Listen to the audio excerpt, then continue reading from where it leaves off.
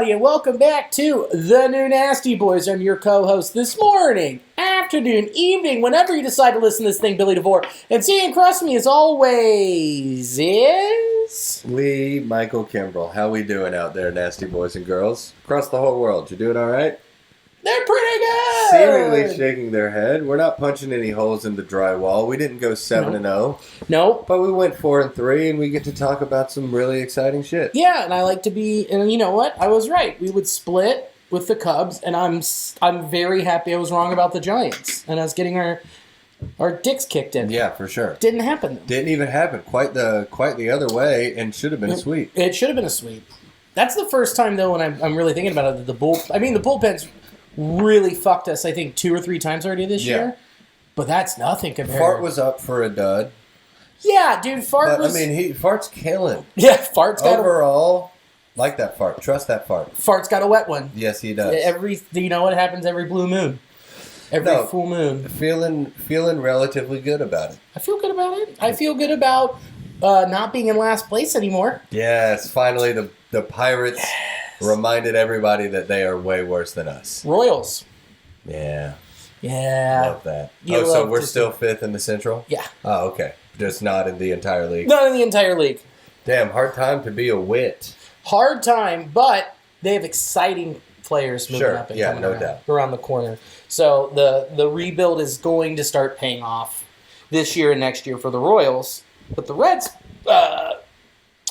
rebuild pretty quick. Yeah, pretty fucking quick. Pretty quick. Yeah, as far as some of these young guns coming up and being damn young gunners. You love to see it. You went to a game, yeah? I did. You went to the fun game. I went to the really fun game on Saturday. Up close and personal. Got this little fella right here. Got Tyler Stevenson bobble, who looks like the Killing Joke version of the Joker. Yeah, no shit. Very long face. That does not look like him. No, it's rare when a bobblehead does resemble the bobble. It is true. The human bobble. Well, especially, I feel like I haven't gotten a Reds one in a while that looks like I'm just slowly getting everything out of my pockets. I feel like it's been a while since we've had a Reds one that looks like that. And as you can see here, Hannah Jalapeno had an incident. She fell and broke her arm, but she will be fixed. We can rebuild her. Yeah, she will be rebuilt. I bet you I rebuild that faster than the Pittsburgh Pirates rebuilding team. Yeah, we're never going to be the Pirates. Boom. Never. Knock on wood. Not never. Knock on. No, but things were good. It was a solid weekend. I was here in town. Yeah, just hanging out. It was fun checking the phone, watching the Reds on my phone, being like, oh, hell yeah, this is good. This is good. That 20-run, 20-hit onslaught was a lot of fun. That was insane. Friday night, I did a little guestie up at the club for the late night show. Oh, nice. The 9:45. Ali was cool. Yeah. Funny guy. Knows Chad. Came up in Minnesota. Oh, right on. He's learned English to do stand-up. What? Yeah. It's wild. I believe it's Indian. I don't know. I don't really know the whole story. I didn't work the weekend. I didn't get to know him. Right. Other than that, he's like a funny, nice guy. Sure. Funny, good dude. Then you had Price in town, too. Yeah, Price in the middle. Ete Akinde was doing guest spots on the weekend. Nice. And Guy Man Chickering in that host spot. A lot of guest spots were given. It was a fun weekend at the club overall. That's a great weekend. That's awesome. Saturday, I was really looking forward to share this on the pod. Saturday, I had a day. Yeah. Just went out. Woke up kind of late. Me and my girl cleaned around the house. Not much to do. Went out and got a really late 9 holes in by myself. Whoa! We got there at 6:15, walked 9 in 2 hours. Hit the ball fine. By yourself, huh? Yeah, by myself. What links did you hit? I went to Glenview or Glenway. Okay. Glenway. I don't think I've ever played Glenway. It was great. There was a wedding going on. There were a lot of pretty people there. Mm-hmm. It was a pretty course. Walking's a motherfucker. I hate walking. Walking golf that was my first 9. I went home and just slept like an absolute baby. I was like, why am I so tired? It's like, well, I just walked 9 miles. 3.5 miles with, a 50-pound bag of clubs on my back. That'll do it. But, so here's what I was excited to talk about on the pod. Okay. Driving from there to the club. Just fully intended to get there at the end of the late show, be there for the whole end of the early show, rather. but I'm driving through what I believe is Reading. Okay. Is that 15 minutes from Go Bananas? Does that sound right? That sounds about right. I was on Reading Road. Yes. And I drove by and I was like, oh, look, a little carnival. And I was like, oh, that looks pretty fun. But next to the carnival, under the lights, hyper-competitive men's slow-pitch softball league. What? 200 people watching. So you pulled off. Oh, dude. I made a 5-second decision in my head. There was a parking spot right to the right of me. I just pulled my car over, got out. Carnival free. Everything free. You just walk in. Wow. There's little kids getting spun around, throwing up. Question. But the game, dude. Here's the question, though. After last week. Yeah. Did you get yourself a corn dog? Not a corn dog to be found. It's not a carnival. It wasn't a carnival. That is a festival then. Yeah, it was certainly not a carnival. Come on. Yeah, yes. No, that's so true. It's not a carnival without a corn dog. But this was bare bones. This was at like Koenig Park. Okay. So it seemed like there was a softball game that was going to have a lot of people. Under the lights. So they popped up a festival. Not a carnival, a festival. Dude, one of those. I can't remember which came first. I would imagine that the softball goes down there every Saturday in the summer. Okay. Dude, they got lights. A game started. So I sat there and watched 5 innings of this game. And I mean, I saw a guy hit a ball 380 feet in the air. Just straight up. Mugged it. Hit it so far. And I know it's 380 because there's signs out in the field in the corners. Yeah. It's like 350. And I mean, this guy just hit it so far. So and the pitchers are like trying to deke. It was hyper competitive. I mean, one side was playing 2000s new metal. One side was playing 2000s hip hop. I'll let you determine the dynamic of that. Wow. So that is, okay, I can envision this. A lot of M-frames, a lot of very tight, performance-based V-neck softball jerseys. On fat people. On fat people. Yes. Big shoulders. A lot of huge gut. Huge beards. Yes. 400 feet. I looked one up because I was sitting there. I got a good seat. And I'm sitting there and like, the guy puts his bat up on the on-deck circle. I'm like, shits and gigs. What's that bat brand new? $500. Oh, yeah. Softball bats are expensive as fuck. Hyper competitive. Yeah. It was so fucking fun.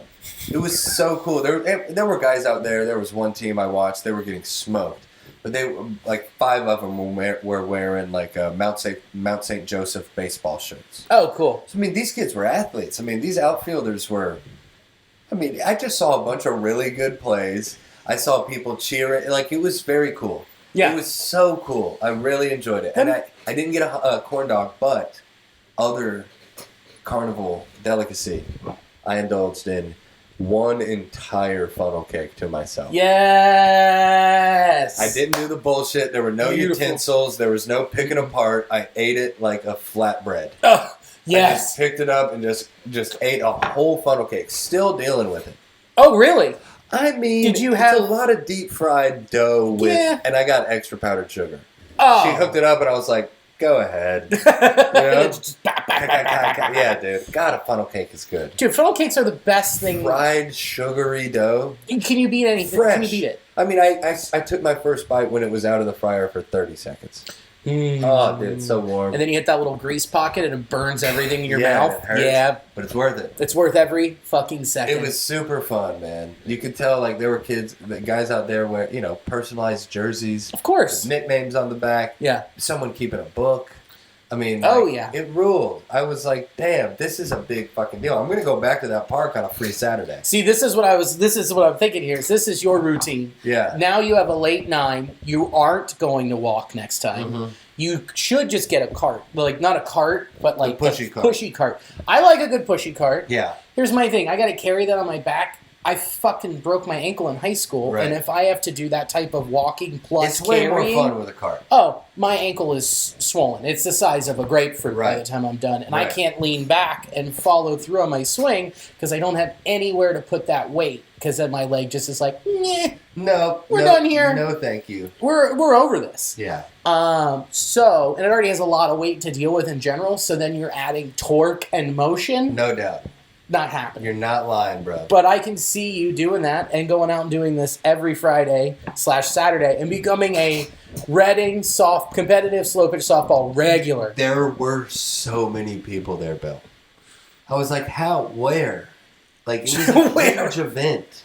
Well, you know that there's like some of those fields on the east side by Coney. There used to be some in Milford where it was extremely competitive. Yeah. And then that is now the FC Cincinnati training facility. No shit. Yes. Well, I mean, it's wild. They were just so pot committed into this. I mean, someone would get a hit and there would be like a roar of a crowd. No shit. And I was like kind of sitting there just observing people, you know, the way that you do, just like doing some eavesdropping, this, that, and all that. And like, people come there every Saturday. Their thing. Some guy just being like, this team sucks. It's like you're just going to be here for 7 hours. A game started at like 10:45. Yeah. And then they played 7, you said, or 5? Started 7 in a game. Yeah.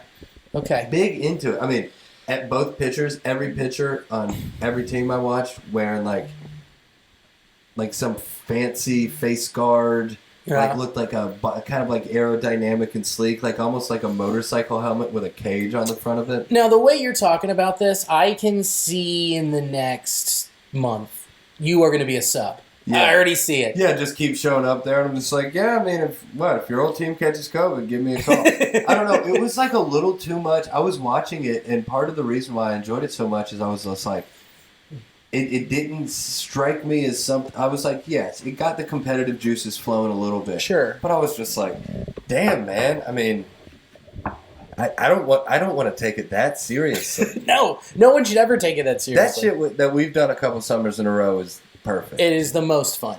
It's perfect. They still need people. Yeah. I mean, I'm still in that circle chat. But I mean, there's a guy that we used to play with or play with Gaslight. He's like, oh yeah, I used to play 7 nights a week.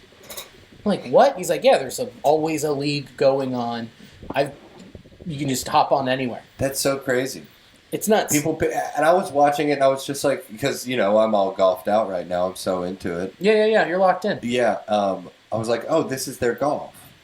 Yeah, of course. This is golf for these guys. This is their big hobby. That guy is like a serious first baseman for a softball team. That's what he tells people he does. Yeah, and I'm not. I know it might sound like it. I'm really not shitting. Like it was so cool. Yeah. I was like, do your thing, boys. But honestly, softball's kind of dying in comparison to what it was. Like I remember early 2000s, like everybody's I know everybody's parents played softball. No shit. Like, it was a regular occurrence to just be, like, at a softball game for a friend. It's a sign that is like an unintended consequence, unforeseen consequence of baseball's popularity kind of dwindling. I don't know if I blame baseball. I think it might be because of the separation of, like, some people taking it too seriously. Sure. Yeah, and you get spoiled, and you're like, what the fuck, man? Yeah, I'm over this. Yeah, kind of like when wiffle ball. Like I used to play all the time. Yeah, and then did that Rheingeist League one winter, and it was awful. And they were just overly competitive. I was like, I'm never going to do an organized wiffle ball thing again. Right. It sucks. It just wasn't fun. So that could translate to being people like, I was just having fun, and then some guy showed up with a goatee, hitting it 500 feet, taking it too seriously, and flexing at me, rounding second. Yeah. I'm not putting up with that. It was wild. There were definitely some of those boys. I believe it. It's like, damn, bro, you're wearing like new expensive cleats. Yeah. You know? You got your name embroidered on the back of it. And again, these are just equivalencies to golf. I spend more money on golf than I ever should. Sure. But all with our hobbies. Exactly. Yeah. Meets, for sure. Records, just did that this weekend. Had a record haul. Oh, buddy boy. Yeah? And I negotiated down on one box set that I really wanted. You haggled. Oh, did I haggle? You Merle haggled. I fuck it. It's in my blood. I looked at her and I went, I really want this box set. I really do. And then she was just like, okay. I was like, the corner's a little damaged. It wasn't too bad. She's like, oh, I'll give you 15% off. I was like, done. Signed, sealed, delivered, baby. Baby coming home with a Tame Impala box set. Oh, how was Tame Impala? I don't know. Yeah. I've got to tell you this whole fucking Yeah, stitch. I mean, I just know the gist of it, that you didn't get to go. You were rained out yet again. We're rained out again. So we get up We get there at like 5:15. We get to the venue. Columbus? Yeah. Doors open. Outdoor? What Kemba is it? Live. It's like indoor, outdoor. So like they have a big indoor area, then they have basically it turns around, they open up a garage door, and then there's like, it's like PNC Pavilion. Mm-hmm. If PNC Pavilion in Riverbend had a kid. Yes. Just grass, all kind of uphill, little in like outdoor amphitheater, like half the size of Riverbend. It's awesome. So we get there, we're like, holy shit. And this is like, the venue's right off of the 646. You see people, dude, that are lined up all the way down in front of the venue, and then it wraps around the highway, and then they force people across the street going all the way up. It went about, the line was about 2 miles long. And this is open at 5:30, at 5:15. Doors didn't open until 5:30. We are in line, and we wrap around, run across the highway. You're driving? Alicia drove. Nice. It was great. It was going to be great. Dude, rain came with us all the way up. And I looked at the radar, and I'm like, there's no way they're having this show. And it had been sold out for weeks. Now, one thing I did not know, the venue holds 5,000. They oversold it to 10,000. Doubled it. So you know what they fucking did? They put a stage in the parking lot and just made it festival style.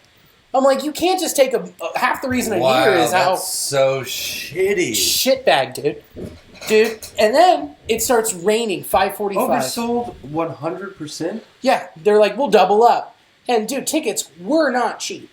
They made people pay out the wazoo to stand in a parking lot. Fuck up. Oh, that's for sure Promo Yeah. West, 1,000%. Dude, it starts raining at 5:45. Pouring buckets. Sorry, like 5:35. 5:50. There are people coming around saying, we are delayed, we're delayed. You can wait here or you can go and get in your car. Okay. There are people that have been lined up waiting since 7, 8 in the morning. And just to get a good spot to stand and get close. Is it like general admission in the lawn? All GA. But yeah, it has to be GA if you're putting it in a fucking parking lot. Yeah. And it slopes backwards, the parking lot. So you're standing, say you're standing On at a the back. hill, down. Then basically, yeah.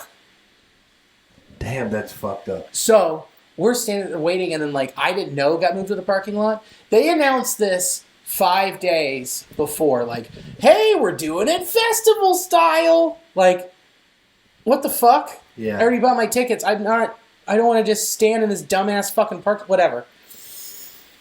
And I'm getting more and more mad. And then they keep coming by. It's almost at 7:45, we find out about this festival thing from the people in front of us. I am completely drenched. Alicia's completely drenched. I look at the radar, and it is not going to stop raining until 11:30.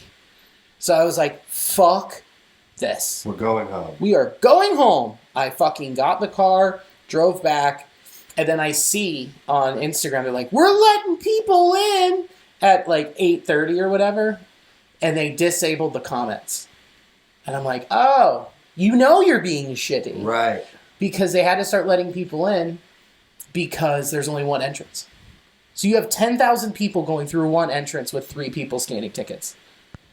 What? And then, dude, then they shut it off again, didn't tell anybody. 3 people scanning tickets? Basically. Then, here's where it gets even more shitty.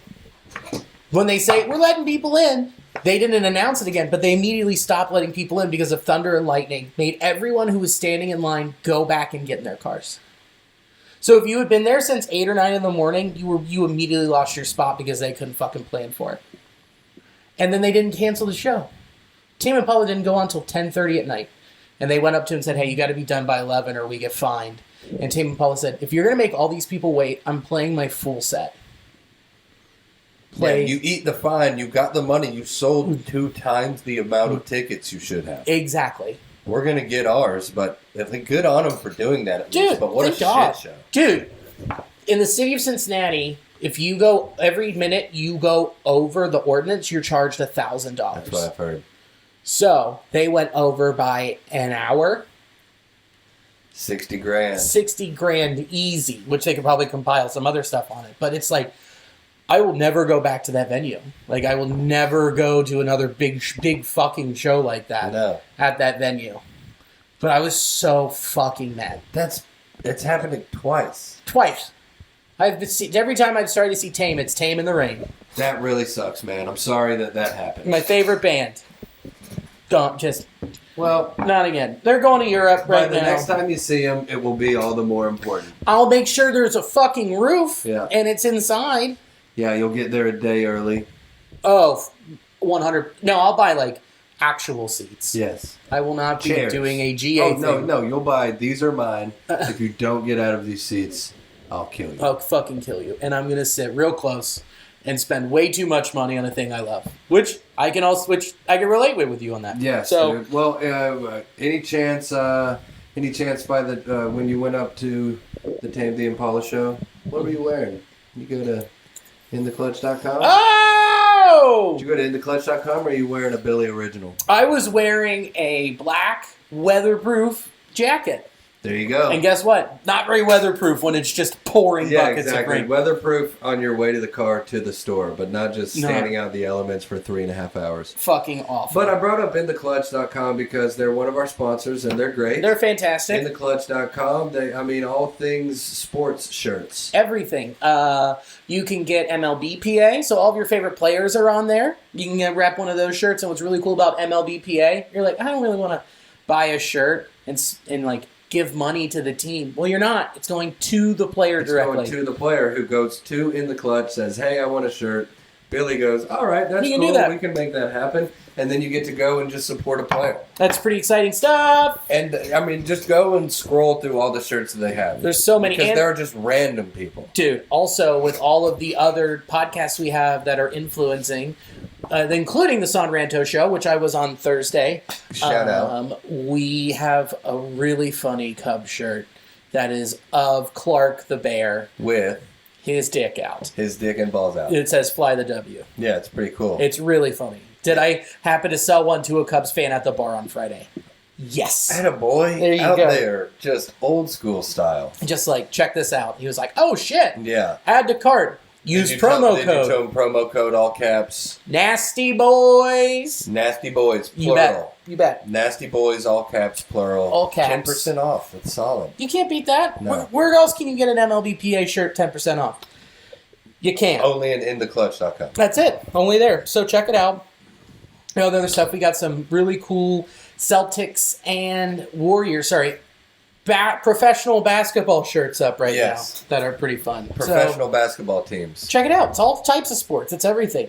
And you'll be able, if you're in the Kansas City area, you'll be able to get some Kansas City Royals MLBPA shirts. Pretty cool. At the ballpark. At the stadium. At the stadium. Let's go. Pretty freaking sweet. Not bad. And then our other sponsor, ColorCast. Do you want to tell them about ColorCast? ColorCast. It's a pretty cool thing. You've heard about it on the podcast. It is a live, audio-only sports talk platform. Whoa! Where you can talk to, insiders, guys that do what me and Billy do, guys that don't, just random people who want to get there and talk. Some athletes hop on there and do it. Yep. It's a good place to watch a game live. It's a good place to talk about a game that already happened. Mm-hmm. Break news, talk shit, do whatever you want. It's live. It's like a live podcast. It's like if you were listening to this and you could chime in with, typing something or saying something. It's a cool deal. It's free. ColorCast is free, which isn't a bad deal at all. In today's economy, come on. In today's economy, free $99 at iOS App Store. You just download it free to your phone, the ColorCast app. You link it up to your Twitter. You follow us at the New Nasty Boys, and come with your spiciest takes over there to ColorCast. ColorCast. We'll be going live someday at some time. Color's a weird one just because you can't see anything, but we'll talk. You know how you hear green? Yes. I hear red all the time. I can hear blue. You can hear red right now. Yeah, there it is. Now, I would like to present the route that we take here. Okay. Would you rather run it down first or just get it out of the way? Just get it out of the way, done and over with, so then we can talk about that and then talk about what actually happened on the field. Get it out of the way. We got to talk about the Slapgate. Slapgate. Dude, Fuck yeah. It rules. It rules. It rules. Sorry if anyone's like, oh, that's so wrong that he did that. What do you mean? He's an absolute fucking It's wild wrong, card. it's rude, it's not polite, it's awesome. It's fucking rules. It rips. It's one of the coolest things that's happened this year. Tommy Pham was a Giant and Pederson was a Red, which could have happened. Oh, don't even get me started. And Pham had slapped Donaldson, sorry, I just saw that bobblehead. And Pham had slapped Pederson. Yeah. We'd be like, oh man, what a piece of shit, blah, blah, blah, blah, blah. But it's not the case. No. He's a Red. He's a Red who's off his rocker. Yeah, he's off his rocker. And Pederson had hit 3 home runs in the last 5 games. He was on fire. He was on fire. And he goes out. They score 1 run. Pederson has the only RBI, but it was nothing powerful. Yeah. He got in his fucking head. Yes, he did. He's at least I said this before we started recording, but Tommy Pham is just Puig light. Yes. He's just Puig with a sprinkle bit more of professionalism. Yeah, he keeps He's a complete wild card. Tommy Pham keeps his pants zipped. Pham's, yeah, right. That's like... Yeah, dude, but Pham he's out of his gourd. He just walked up and smacked the fuck out of him. And I love it. I am all for a wild card. Yeah. I mean, every team needs someone who's going to bring some absolute crazy, heinous energy to the clubhouse where you're just like, I'm never going to fuck with that guy. He goes back in and they're like, did Tommy slap Joc Pederson? And you're like, yeah, man. Yeah. He slapped him in the face. Yeah. And no one really did shit. And they're like, all right, cool. Let's go beat these pussies. Yeah. Let's go take 2 out of 3. Yeah. I was in complete shock. I love the fact that it was just in center field. There's grainy footage. It's just him. He walks up, smack, and then it's just, what the fuck? That's what's so sick is that it was, he did it just to do it. Right. He didn't do it for a camera. Mm-mm. There was a camera going, like some security camera, I guess that's always on. But oh no, it was some dude on his phone. He just saw him walking out, and he just was like, oh really? And then just went, just started going, just hit record, because you just never know when Tommy Pham... It's going to Pham out. He's going to Pham the fuck out. So, I mean, what? They gave him 3 games? Yeah, 3 games. And, well, he didn't play Friday. But that was sanctioned in-house. Yeah, he was like, I'll take... David Bell was like, hey, man, you're not playing. And Tommy Pham was like... Fair enough. You're right. Yeah. I guess I just can't go up and smack people. Yeah, fair enough. Fair enough. He's got some PTSD from the stab. I don't think it's this. He's always been a shit. Yeah, man. he's just crazy. Chad Dotson posted a thing of him taking a wild lead on John Lester, who famously does not throw him first. Exactly. And then it's just like he posted not something I didn't agree with, but he's like, Tommy Pham is. I've never will be a Tommy Pham fan, and I'm like, I am, because that shit's awesome. Yeah, exactly. That's the interesting shit that comes with the sport is the fact that he can go out there and fuck with anybody and get in anybody's head in any way possible. It's such a mental game. It is. It's 99% mental. And if you have someone like that who can just drop a fucking A-bomb at any moment on the team and totally... him in the face. And slapped him in the face. Awesome. Yeah, it's fucking hilarious. Incredible. And the best part is just everything that transpired around it. It seemed like this is a very layered slap. Oh, yeah, because obviously fantasy football or whatever. Sure. But then Pham kind of came out. I didn't get the exact beat on it, but he was saying, like, in the group text, Pederson was being disrespectful. He was talking about the Padres. Yeah. You know, there was a major San Francisco-San Diego beef last year. So I think you got to start with how I guess he wasn't even there. You got to start with how it all broke. So it starts with Joc being like, well... It was kind of like the fantasy football situation where I had a guy on the IR and then picked somebody else up. And in one of Pham's other leagues, he wasn't on the IR and he said this was some shady shit. And that, he's got mouths to feed. Which makes me wonder, how much was the buy-in? What is your fucking guess? With my money. Yeah, you're fucking with my money. It'd be $10,000. That's a good guess to buy in. And $10,000, and it's let's say it's a 12-person league. Yeah, $120K on the line. Yeah, your third place gets $10,000 back. Second place gets $20,000. First place gets $90K for fantasy football. That's awesome. That is so weird. He said he was fucking with my money. Right, because I got kids to feed. It's like, Well, if you've got kids to feed on fantasy football gambling money, then you also have problems. You're also fucking crazy. You're very bad with your money. That's so true. I didn't even think of that angle. So, and also Pham saying, I'm a big roller, I'm a high roller when I go to a casino. It's like, well, that's not what we're talking about. Yeah. We're talking about a fantasy football league, and you're saying he's being shady. You slapped him in the face. And you you went out to center field and gave him the 5-finger discount to the face. Gave him the old Willie Smith. The old. Gave him the old Fresh Prince. Now, and then it comes out that there was the meme of the weightlifters and Joc talking shit. Yes. Of them just falling down the stretch and the lady throwing up the thing and hitting her in the head and falling over. Yeah. Pretty funny.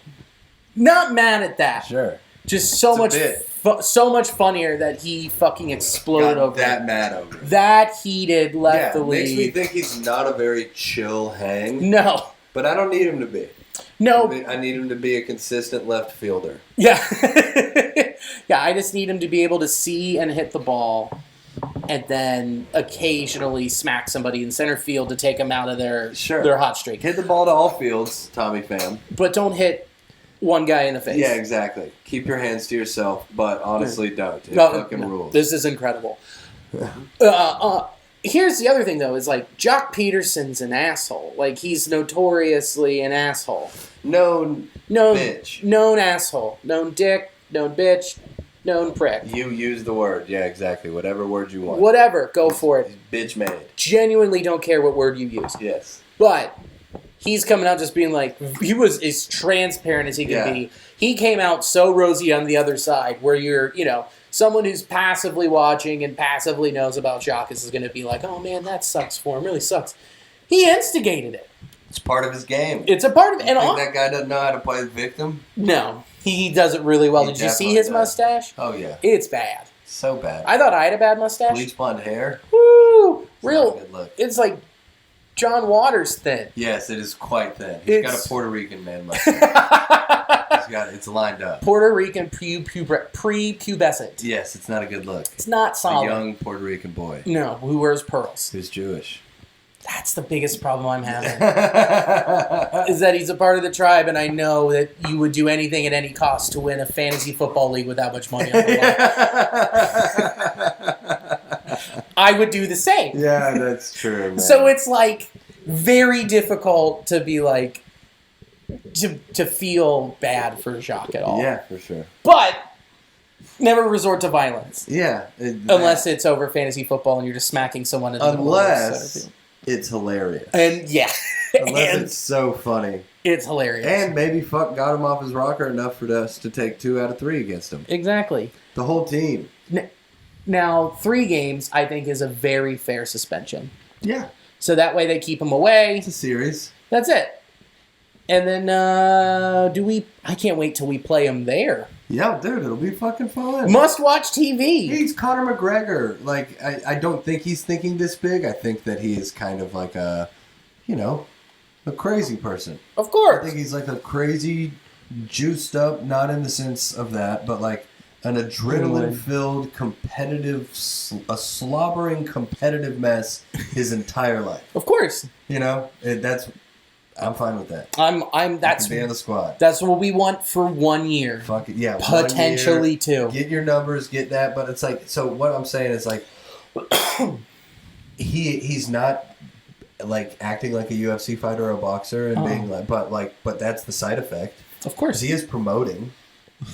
Because they will put, the slap was trending. It was on baseball. It was everywhere all weekend. It was a lead story on ESPN just because people were like, oh, violence. It's kind of like that Will Smith thing that everyone needed to talk about. But like, sure. But like, hell of a promoter.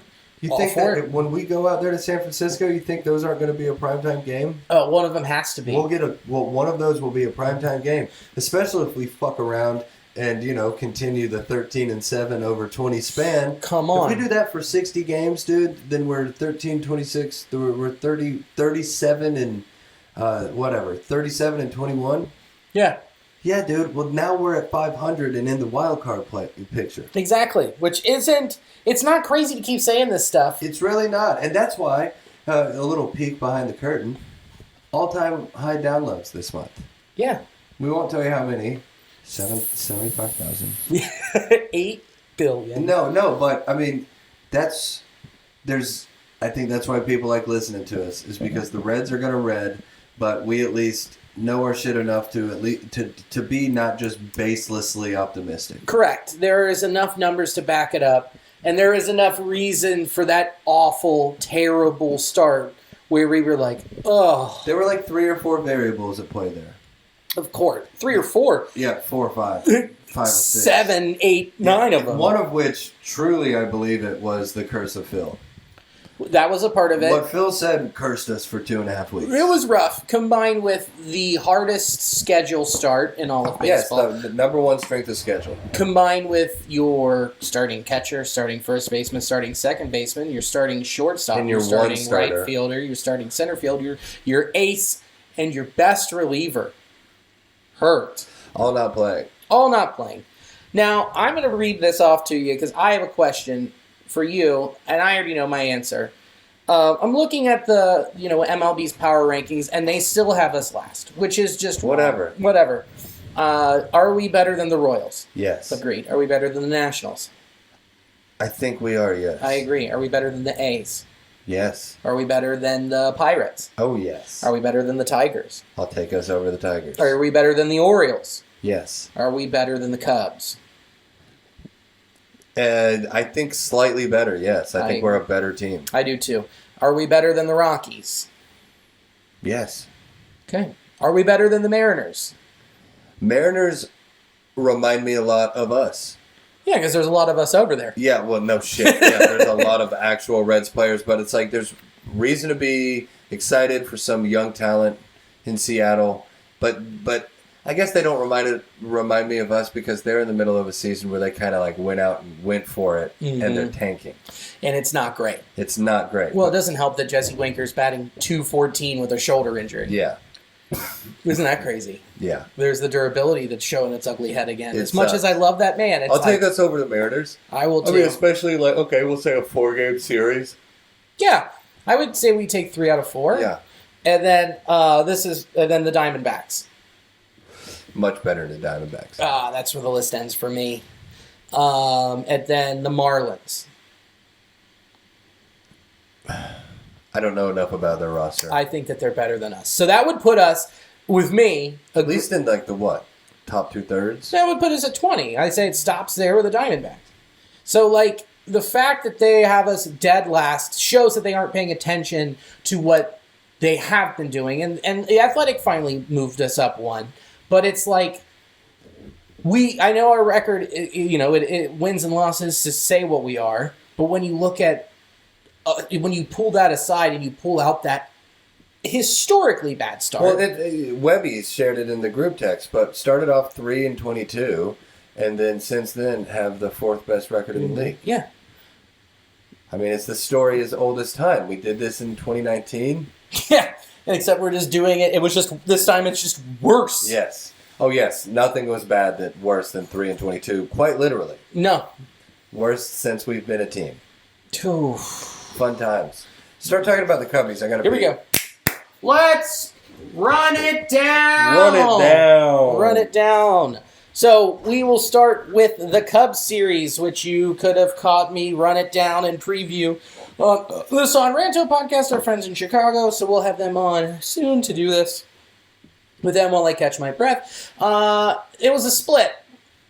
Like I thought it was going to be. It was going to be a split. We'll start it off here with the Reds losing 7-4, and Vladimir Gutierrez did not look great again with 4 innings pitched, 4 hits, 4 earned runs, 2 walks, 5 Ks, and a homer, which he gave up to Patrick Wisdom.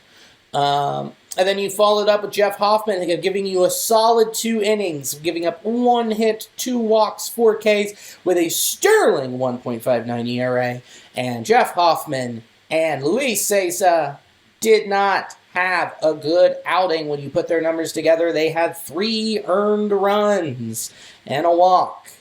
And Luis Cessa gave up a dinger. He has not been looking as solid as he did last year so far.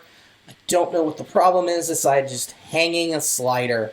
In this game, you have Tommy Pham hitting a dinger, and you've got a double from the man, the myth, the legend, Brandon Drury. Drew Smiley went out and had 5 2/3, 4 hits, 3 of them 3 earned runs, 2 walks, 5 Ks, gave up not 1, but 2 dingers. Because you know who else had a homer? Aristides Aquino. Guy was locked in that game. Follow that up with the next day of an absolute fucking beatdown of 11-4. You had Tyler Mahle with one of the worst starts of his career. Yes. 4 innings pitched, 9 hits, 8 earned runs, 3 walks, Woo! 6 strikeouts, 2 dingers. He gave up to both 9 hits. Frank Schwindel, middle seat Frank. Just rough. And Marcus Stroman,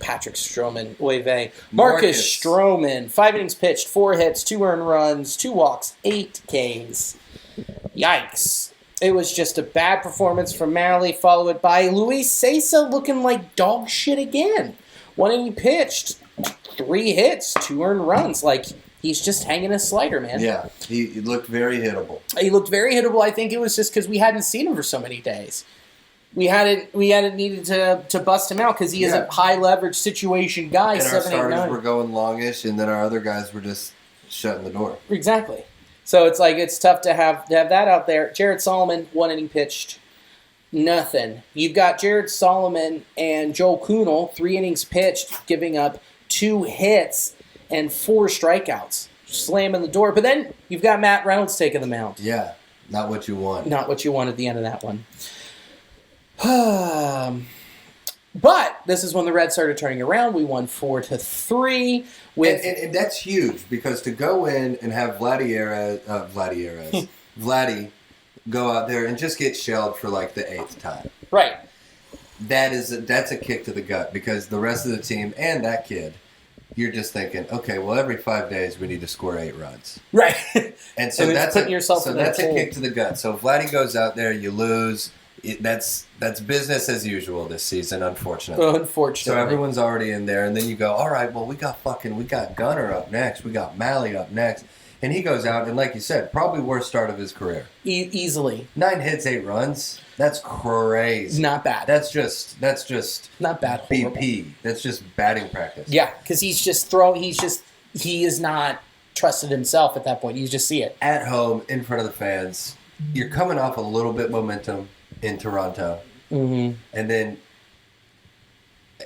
we're about to talk about the next 2 games, but then we just go out and win 2 in a row. Yeah. That's what I like about this team is just seeing us be put in those gut check situations.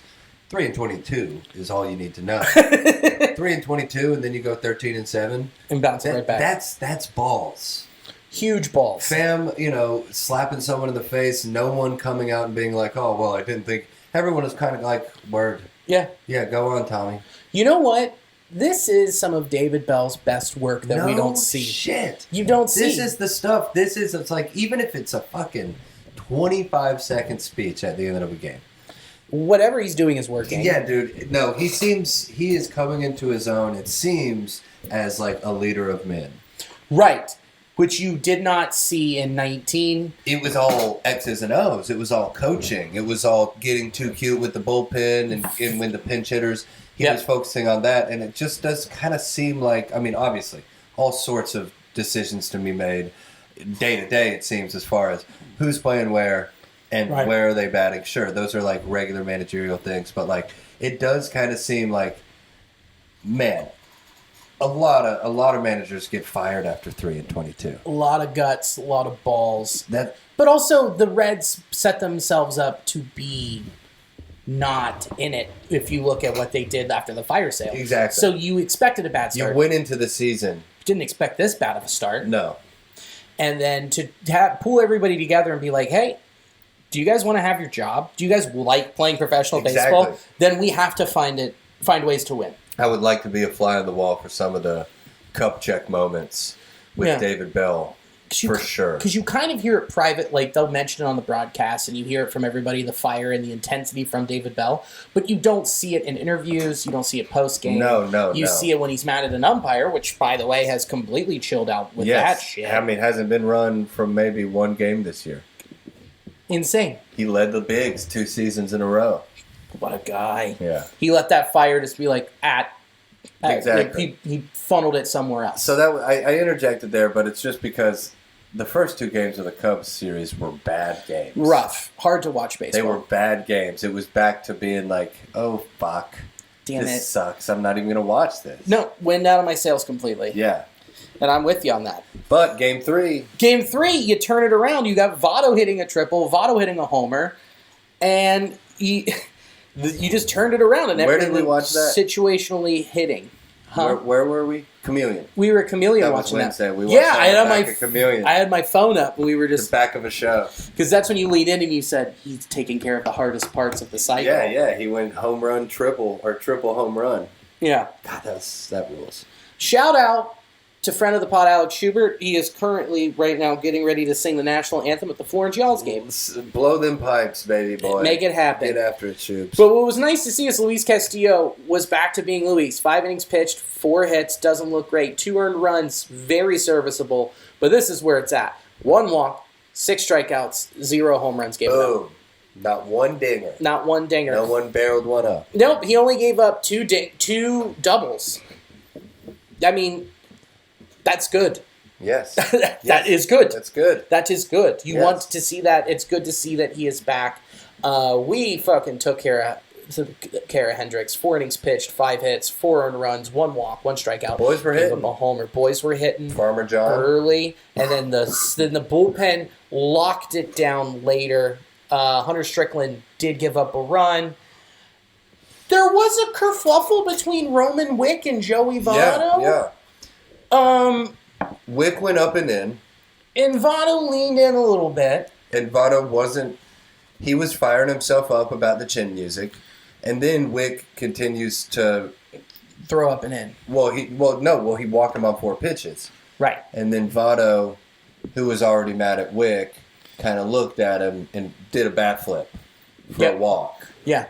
And then Wick was looking, and I think they both said something along the lines of, "What the fuck are you looking at?" Well, it was Wick saying, hope you like your walk, motherfucker. Mm-hmm. Because the day before is when Joey leaned in and took one on the shoulder. He kind of moved down, made sure it got to the padding, and then took it. Yeah. It's Votto, the king of the walk. Yes. Get on base. Get on. And that's what you're supposed to do. That is... Saris wrote an article that said it is actually more beneficial to a hitter to not swing the bat at all than it is to swing the bat. No shit. Because there are far more variables to get a runner, the hitter, out than there are if you were to swing the bat. Because then you're putting the pressure on the pitcher. That makes sense. Who has to make 3 strikes in a row. That's fascinating. It's a great read. I'll send it to you. But then you have the bullpen come in and lock that down the rest of the game. I am enamored by that whole incident between those two, because how I know that quote is because Joey let it fly on Dan Patrick. Yeah? He interviewed him, and Dan Patrick started the interview by asking, "Are you a Hall of Famer?" And Votto said, and I quote, "Well, if you have to ask, then I'm not a Hall of Famer. Yeah. If you would have brought me on as future Hall of Famer Joey Votto, then I would know that you think I'm a Hall of Famer. Yeah. But instead, you are asking, so you don't think I am one." Yeah. Which is 100%. Which is a great table turn. Great way to move it. And Dan's like, "You're right. We've had this conversation a million times. He called me out. We think he is, but who knows?" And Joey obviously is like, "I can't control it." Yeah, he I'm said, a baseball player. "I play baseball. I go to work and Yeah. I play. And I play at a high level." You'll love to see that. On and off the field. On and off the goat. And then you follow it up with a football game. Yes. 20-5. 20 hits, 20 runs. The boys went off. Dude, you have Aquino hitting a double, Pham hitting a double, Drury hitting a double, Matt Reynolds hitting a triple, Kyle Farmer hitting 2 home runs. That he crushed. That are a home run in 30 out of 30 ballparks. Crushed it. Well, Brandon Drury hit a double to clear the bases off of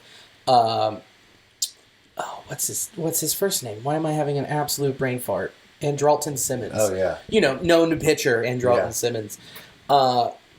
And those 5, if it wasn't for the 20 runs, we would be talking about Hunter Green not looking good again. Yeah, exactly. He just wasn't hitting his spots again. That slider was a little flat, and he was leaving it at the heart of the plate. 5 innings pitched, 7 hits, 5 earned runs, 2 walks, 6 Ks, 3 homers. 3 home runs. But it doesn't matter when you score 20 fucking 20 runs. And, bullpen, 0. Goose eggs.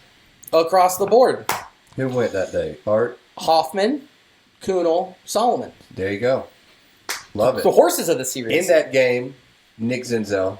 Yes. The Fighting Knicks. The Fighting Knicks. 6 at-bats, 4 for 4, 2 walks. Guy got on base 6 times in one Major League Baseball game. It's really hard to do, man. It's extremely hard to do, combined with the fact that he has just been amazing in center field. God. A ball goes out there to any of the power alleys or anywhere between that green stuff and second base. That ball is caught. When did Nick get back? Because I wonder what the record is. I think he is so important. Yes. He's unbelievably important. Yes, he is. He's a game changer for us. Because it's like I said, up the middle.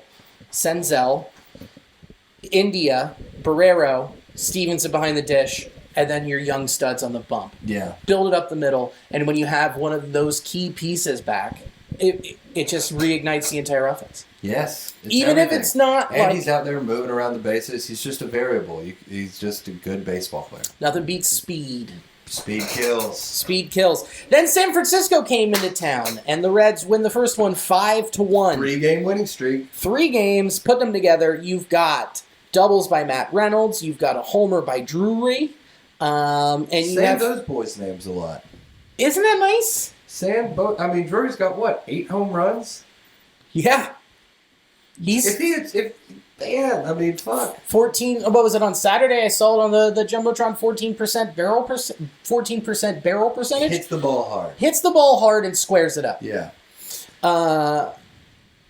And you have our guy Grant Ashcraft. Hell yeah, dude. Shoved, dude. Push daddy. 6 1/3, 4 hits, 2 walks, 1 strikeout. That line doesn't look impressive, but what did you say about 100-mile-per-hour pitches? Yeah, 7 of them, 7 or 8 of them. Yeah, and 0 runs. And what? 0 runs. Oh, Seto. Oh, you said Seto. Seto. I was like, yeah, threw me off. The start of the game, threw out a fucking goose egg. What do you want from the kid? I don't think there's really much else you want from someone who's that's their 3rd major league start. He stays. Oh, where does he go? Back to fucking Louisville? No fucking way. No. Kid's absolutely shoving 3 games in. Nope. Welcome to the show. Welcome up, bud. We talked a little bit about it last week and then before the pod again today, but for real though, for Ashcraft to be coming up here, and he's not even the guy that we're stoked on. No. Not in spring trade, He was your 3rd guy that you're like, okay, this guy could. We were even more stoked on Williamson. We were like, this guy. But this guy we got in the trade? Mm-hmm. Yeah, we were more stoked on him. Yeah. But Ashcraft just comes up, and he's per capita, it's not a lot. He's only got 3 starts, but he's looked better than anyone we've thrown out there. Yeah. It's crazy. Consistency, too. Yeah, so the boys are on a 3-game win streak going into game 2. And the crazy part is that we got a whole Rodon. Yes, who is lights out. Who is very good at baseball. 5 1/3, 7 hits, 3 earned runs, 2 strikeouts, and a homer. More walks than K's. Which that line right there could get you a W in some situations. But 7 hits, 3 runs. It's not a great day, but you're giving your team at least maybe a shot.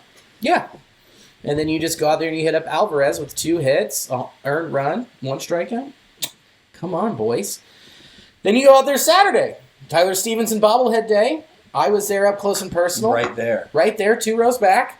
And the Reds win 3-2. 4-game win streak. With weirdly enough, a home run from Kyle Farmer. Yes. Off in the first inning off of this guy who made 1 start for the Reds, Alex Wood. Yep.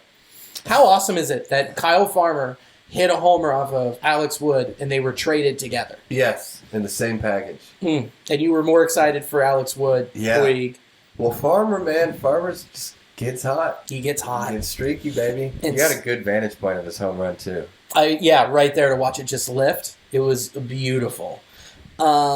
Vladdy went out there, 5 innings pitched, 6 hits, 1 earned run, 1 walk, 4 Ks. He was pitching kind of the contact. His slider was breaking. He was hitting the right spots. He had some people fooled. Can I ask you this? Hit me. If he had gone out and gotten shelled against the Giants on Saturday, sure. What do? What would have happened? You send him back to Louisville? Yeah, I mean, if he runs out there against the Giants and just gets shelled again, and now he's 0-7 with a 10 ERA. Right. I mean, and then you got Ashcraft moving, and you got Minor on his way back, and it's like, yeah, Vlad's going to have to be lights out. Odd man out. Next time he goes out there and throws up a fucking 8 spot, they're going to say, hey, man. Back in the I pen. hope you like Rick Pitino. Going to Louisville. You are going to be drinking a lot of Against the Grain. Yeah, I love you. I hope you like hot browns. Hot horse racing. And so there you go. There's another series that you've taken right there. Boom. You're running a 4-game winning streak. Let's go. And then Sunday. Bloody Sunday. God dang it. We could have swept. We could have had the 5-game streak going into the day. But we didn't. We did not. I faltered down the stretch. Yeah, and this is the first time all week when you look at this and you go, oh, the bullpen fucked up. Like, you look and you're like, man, they absolutely sucked dick. Yep. And you have not had an opportunity or need to say that lately. No, real big bummer. Real big bummer. You got Tyler Mahle going up there, throwing 6 2/3, 1 hit, 3 walks, 8 Lights Ks. out at home, people. Dude, that 2-seamer was coming back inside. In Cincinnati, he did that, which is everything. It's all of it. Because I mean that we've talked about his splits at length, but then you go back to Tuesday when he had his worst start of his life. Then you're just like, oh yeah, here he is. Here he is. This is the guy that we love to watch. That's huge, pitch. Man. I hope he rides that wave. Oh, he will. I'll ask that question later, but it's great to see that the slider was working away and inside to play.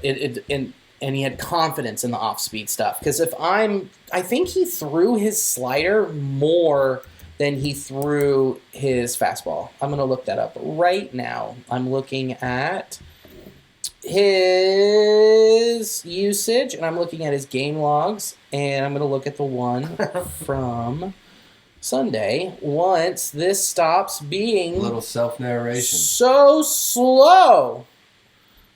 Okay, it's being unbelievably slow. Pitch mix on Sunday was...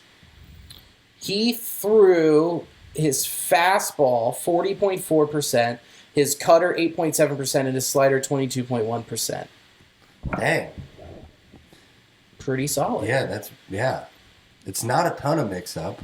But it's enough. Yeah, I mean, it's slider fastball, and then that cutter is a fastball, but it's just technically different. Yeah. It just moves on you. And he topped out at 93 miles an hour. Or his average was 93 miles an hour. So he wasn't bringing straight heat, but he was still making it happen. Yeah. And then you had Strickland with the hold, Hoffman with the hold. But Hoffman pitched 2/3 of an inning with 1 hit, 2 earned runs, 1 walk, 1 strikeout. And then just Art Warren got shelled. Yeah. Just 3 throwing the hits. ball really straight. Just not good. Yeah. Couldn't psych himself up enough that day. 0 innings recorded. Just gave up hits. 3 hits, 4 earned, 1 walk, gave up a homer. He gave up the homer to Evan Longoria. It's not what you want. Just everyone you face gets on base. No. But Votto hit a homer and Almora Jr. hit a homer. Votto doubled and Albert Almora Jr. hit a homer in the bottom of the ninth. What to do about Albert Almora? I think just that keep him on the squad. Bench or back to the minors, man. For sure. Like It's been a nice pickup for our off-season haul of scratch-offs. You can't really be mad at Almora or Matt Reynolds. No, and everyone was saying, "Oh, he made some adjustments in the off. He made some adjustments in the off-season in the minors. Yeah. Like he is much better, and you can see it.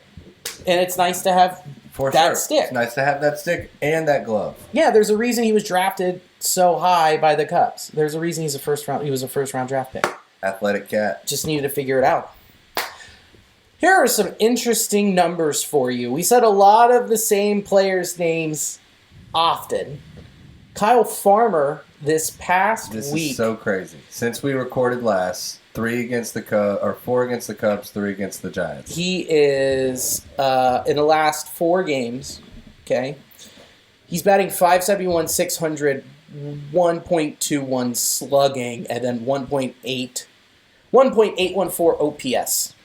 Guy's got 3 home runs, 8 ribbies, 1 walk, 2 strikeouts. And Almora is 438, 438, 888, 1.126. On fire. On fucking fire. That's how you go a week and come out with a winning record, you know? That and Drury, man.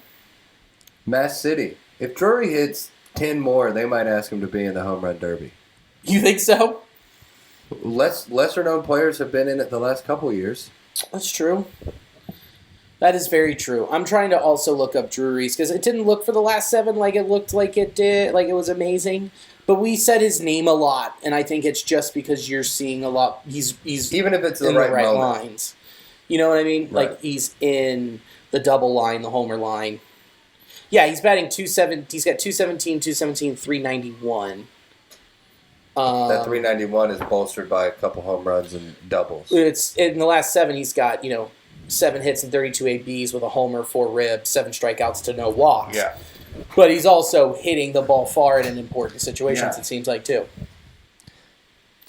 You love to see this, though. All games by position. I just looked at this. First base, 1. Second base, 18. Third base, 21. Shortstop, twice. No shit.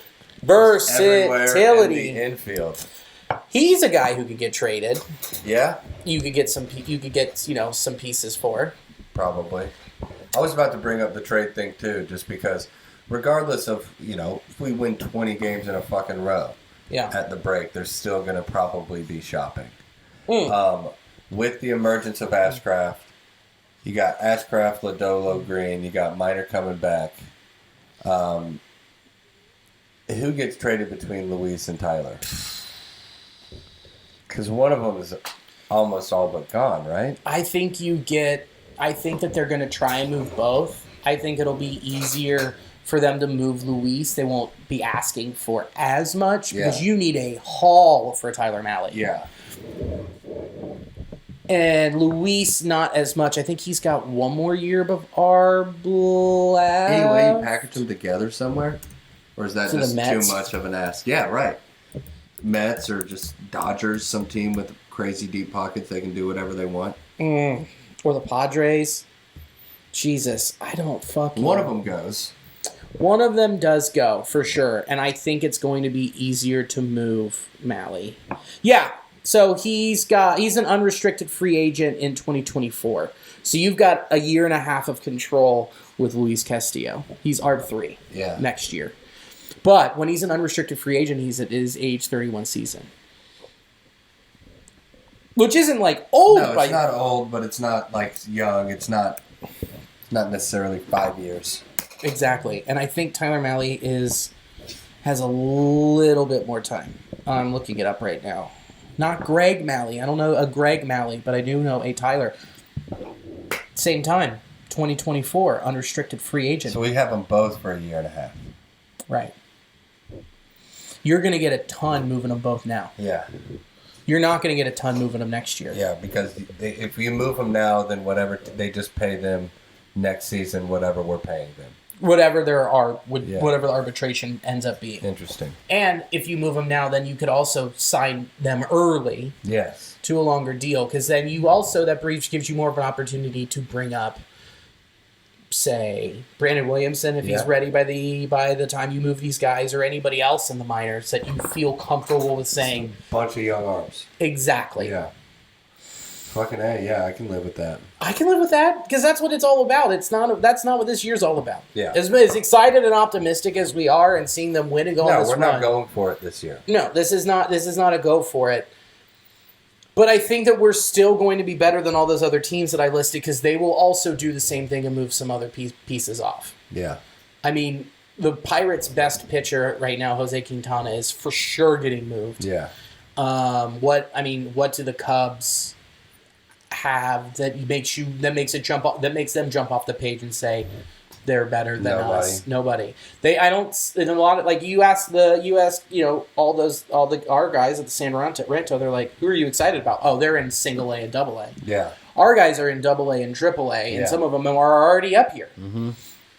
So our build is faster. It's going to be quicker. Yeah, for sure. And so it's exciting to see what's going to happen next year and in 2024. Because you could get a haul for those guys. You can get... Look at the haul you got for unloading Eugenio Suarez's contract with Jesse Winker. Yeah. You got a monster haul. Yeah, and now you got Luis and Mahle, who are like ace and ace one. Right. Yeah, I mean, Luis is an ace. And you're talking about how many teams that are going to be at the deadline with the extra wild card spot that are going to have to pay an extreme premium for Luis Castillo. Yeah, for sure, man. Yeah, I mean, it's a bummer to see these guys go. Mm-hmm. But I'm excited at the aspect of what we could bring in with that. Longevity Both and of those arms. Increasing the core. Yeah. So fucking exciting. You brought it up earlier. Mike Minor will be debuting on Friday. That's huge. Against the Nationals. We're going to have a left-handed starting pitcher. That isn't Nick Lodolo. Isn't that exciting? It is exciting that we can just put him in the pen. It is very, very exciting. So I'm excited to see what happens. Yeah. There's another guy that goes into the rotation. Throw 85 pitches. That's it. Throw 5 2/3. Yeah, or, you know what? Go out there and throw for 2 months. Look like the Mike Minor of 2019. And we'll trade your ass. And we'll move your ass. And we'll just keep collecting. Yeah. You know? For sure. And then... so that's obviously you're rooting for the guy because the better he pitches, the more likely it is that we win. The more that we win, the happier we are. Yes. But he's also out there auditioning. He's auditioning to play for literally anybody else. Yeah, for sure. Who could be like, who do we need? We need just a guy who can go out and throw 5 1/3. He's a Yankee. Get 6 hits, 3 earned runs. Yeah. He's a Yankee. He's they a Wade score Miley. 7 runs a game. Yeah, they need starting pitching. Yeah. Jonathan India, he needs a clean MRI to show that that he's healed before the rehab assignment. Next MRI is sometime this week. Because he was out taking BP, fielding ground balls, throwing the ball, doing little jogs and shit, and they went and looked at it, and they were just like, slow your fucking horses. Take your time. We're not sending you out there even if there is a micro blip of anything on this thing. Yeah, that hamstring is expensive, important meat. Very important. Yeah. Muy, muy importante, Jonathan. Yes. Jake Fraley, do we give a shit? Sure. Sure. I guess. Yeah, I know. He stopped his rehab assignment because of a toe injury. So it went knee, toe. So now we're just missing a shoulder. Yeah, I was about to say, we need his head and his shoulders. We're getting there. Jose Barrero has been in Louisville and playing. crushing the ball. And smoking the ball. 294, 333, 529. Dude, can you imagine if he comes up? Imagine if our everyday shortstop bats 290. Fuck. What that does. Imagine, okay, so take 20 off because of the 274 for a season. Right. For shortstop. That's huge. Yeah. And also what's interesting is they're talking about, I mean, a lot of things are available for sale. Yes. A lot of them, including Kyle Farmer, as much as I would hate to see it. He's on a 1 year, get a lot back. And somehow, some way, you could also package Luis Castillo / Tyler Mahle with Mike Moustakas. Oh, yeah, for sure. And just be like, take him off. We'll take just some, middle of the road minor league guys to get him off the books, and you get to have this. Basically, that's a big pot for somebody. It's huge. That is just like the move you made with Eugenio Suarez and Jesse Winker. Here is a very good starting pitcher. Yeah. Here is someone that could hit. Yeah. Can you please have both? Yeah. And then you have... Not mad at that. So if you get rid of Moose, then you could put, keep Drury at third or Farmer at third and Barrero at short. Yeah. A lot of holes open, a lot of holes being filled that you are excited about that are guys you need to get major league reps. The season's opening up. Things are happening. People are getting hurt. People are performing or not performing. Yes. The season is kind of opening up in front of us. You can have as much of a plan as you want, but you just have to lay down plan A, B, and C because you don't know what the fuck is going to go down, transpire during the season. If Johnny India had never been hurt, who knows what he's doing? Right. You know what I'm saying? It's like there's just there's no way to call it. And then we would have never figured out how good Brandon Drury was. Precisely. Couldn't agree with you more. Nick Lodolo's throwing off a flat ground without a return of soreness in his back. If it continues, he's expected to get on the mound for a side bullpen session in the next couple days. Love that. Lucas Sims, back spasms. He'll be back. I hope that sooner than later. I hope it's just not like the last of Lucas Sims. I don't think so. Not the last, but I'm just saying, like, it's so often the case with these guys who come out of the pen. You get hurt, you miss 18 months.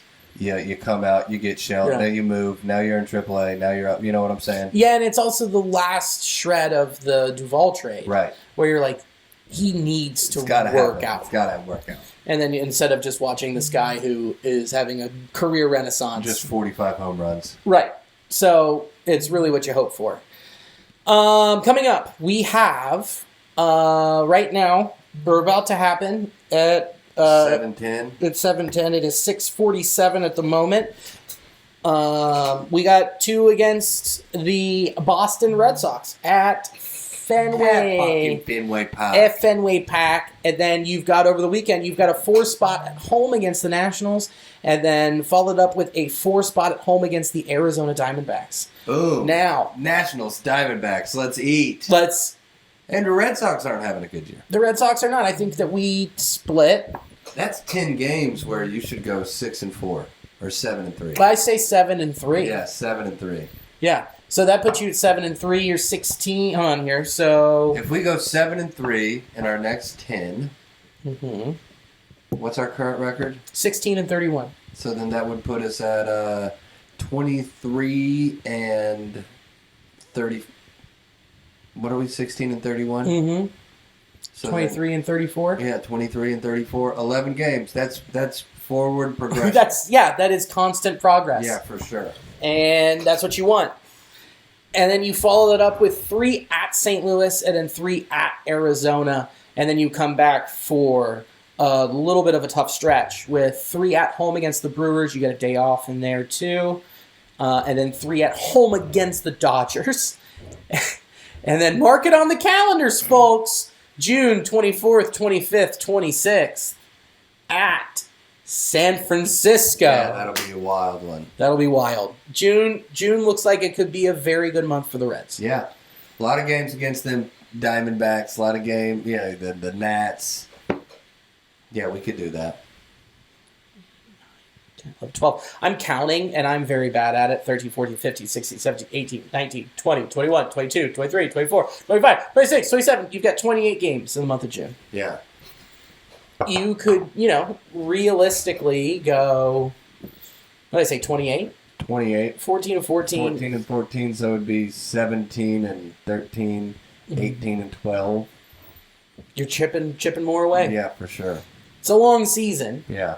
And talking about the month of June and how you can get back from being down so bad to be respectable. Yeah, 20 games out of first place in the first 3 weeks. Oh my God. Yeah, I mean, it is getting better than it was. And that's all that you can ask for with this year of a weird half rebuild, not going for it, build up the young guys. Shoot for the middle. We were always shooting for the middle, but then we had 20 games to make up. So it's, that's what it is. That's what it is. We're going to have to play out of our minds to get to 500. Right. This is just 2018 all over again. Yes, 2018 is what I meant. Yeah, it's 18 all over again. Except we're not firing Brian Price. Right. And I don't want to fire Davey Bell. Me either. He's doing a fantastic job. Alexander Dave Bell. Alexander V. Bells. Fucking A. So I think that we split with the Red Sox, or take both, but I think split, and then you take and then you're taking what, 3 out of, I think you're taking 3 out of 4 from the Nationals. They are dog shit. They're very bad. They're very bad. I wish that was at home. What, the Nationals? Oh, are they at home? It's at home. I'd like to go see Soto in person. He's very impressive in person. Yeah, I'd love to see him in human form. Are you out of town this weekend? This weekend, yes. Me too. Yeah. So, let's round third and head for home then. Shall let's we? plug these out-of-town dates. Let's do it. I am in Nashville, Tennessee, headlining the Third Coast Comedy Club this Saturday. Sunday, I will be at Black Circle Brewing doing the Sunday show in Indianapolis. And Wednesday, I will be at Pivot Brewing doing Comedy at Pivot in Lexington. How fun is that? Maybe. I am. Are you flying? Are you getting? I'm driving. You guys are driving. We're driving.